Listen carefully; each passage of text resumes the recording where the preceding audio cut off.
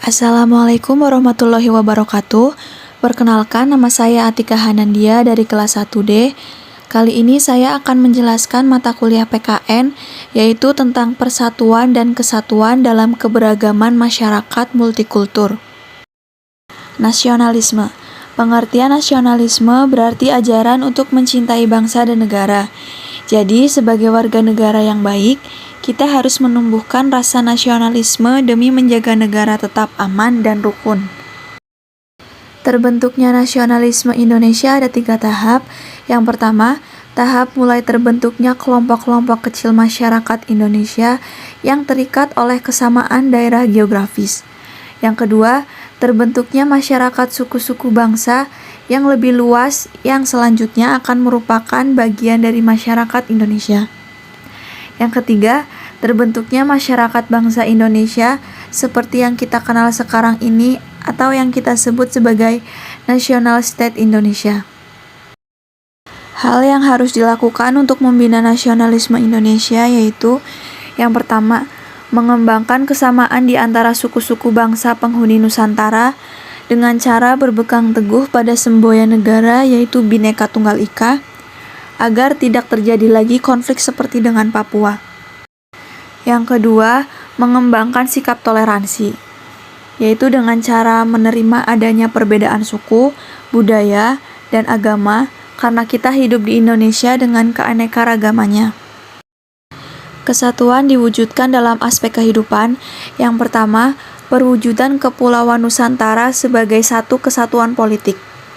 Dalam artian bahwa kebulatan wilayah nasional dengan segala isi dan kekayaannya merupakan satu kesatuan wilayah, wadah, dan ruang hidup.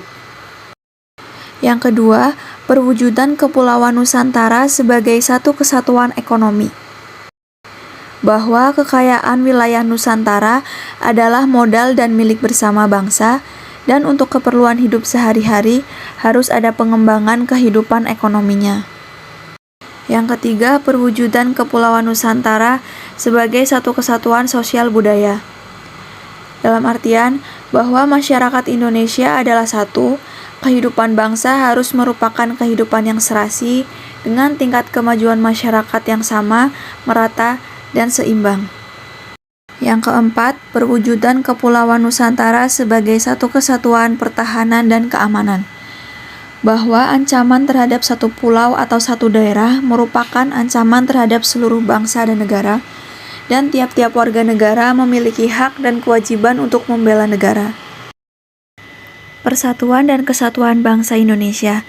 Pengaturan mengenai wilayah negara meliputi wilayah daratan, perairan, pedalaman, perairan kepulauan, dan laut teritorial beserta dasar laut dan tanah di bawahnya, serta ruang udara di atasnya, termasuk seluruh sumber kekayaan yang terkandung di dalamnya. Pentingnya persatuan dan kesatuan bangsa Indonesia adalah agar bangsa kita dapat terhindar dari konflik dan bisa hidup berdampingan. Integrasi wilayah. Pengertian integrasi wilayah adalah prinsip negara kepulauan. Manunggalnya tanah air yang menjadikan laut di antara pulau sebagai penghubung dan menyatukan pulau, bukan lagi sebagai pemisah. Wilayah perairan Indonesia dibedakan menjadi 3, yaitu zona laut teritorial 12 mil laut, zona tambahan yaitu zona yang lebarnya tidak melebihi 24 mil laut, zona ekonomi eksklusif Indonesia adalah suatu area di luar dan berdampingan dengan laut teritorial Indonesia dengan batas terluar 200 mil laut. Integrasi bangsa. Dalam sejarah pergerakan kebangsaan Indonesia, integrasi bangsa ada 5, yaitu yang pertama, masa perintis. Masa perintis adalah masa di mana semangat kebangsaan melalui pembentukan organisasi-organisasi pergerakan mulai dirintis, yaitu pergerakan Budi Utomo pada tanggal 20 Mei tahun 1908. Yang kedua, masa penegas. Masa penegas merupakan masa mulai ditegaskannya semangat kebangsaan pada diri bangsa Indonesia yang ditandai dengan adanya peristiwa Sumpah Pemuda pada tanggal 28 Oktober tahun 1928. Yang ketiga, masa percobaan.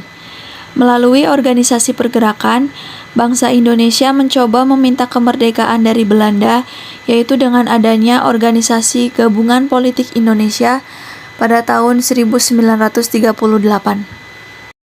Yang keempat, masa pendobrak. Semangat dan gerakan nasionalisme Indonesia pada masa ini telah berhasil mendobrak belenggu penjajah dan menghasilkan kemerdekaan Indonesia yang diproklamasikan pada tanggal 17 Agustus tahun 1945.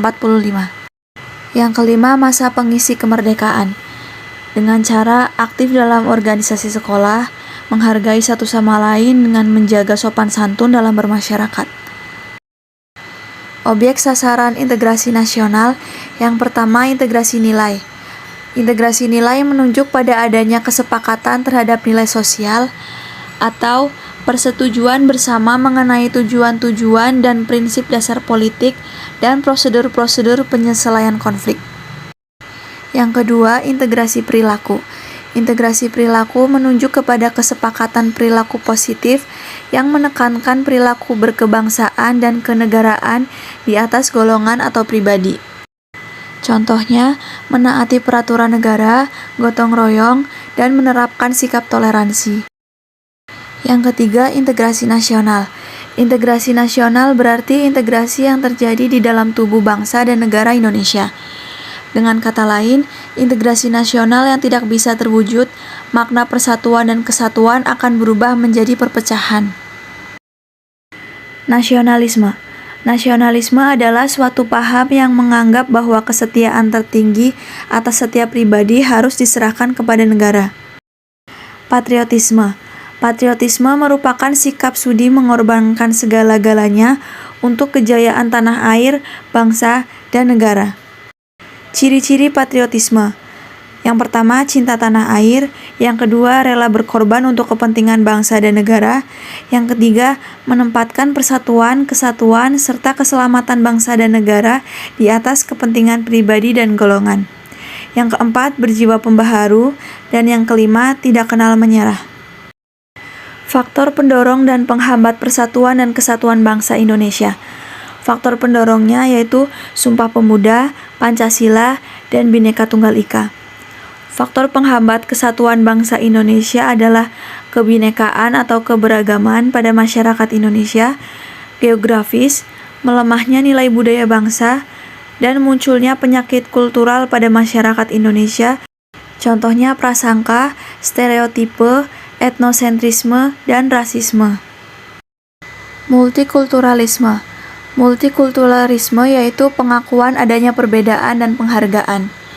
Atau dengan kata lain, penerimaan tentang adanya keragaman, kebinekaan dalam kehidupan masyarakat menyangkut nilai-nilai, sistem sosial budaya, dan agama.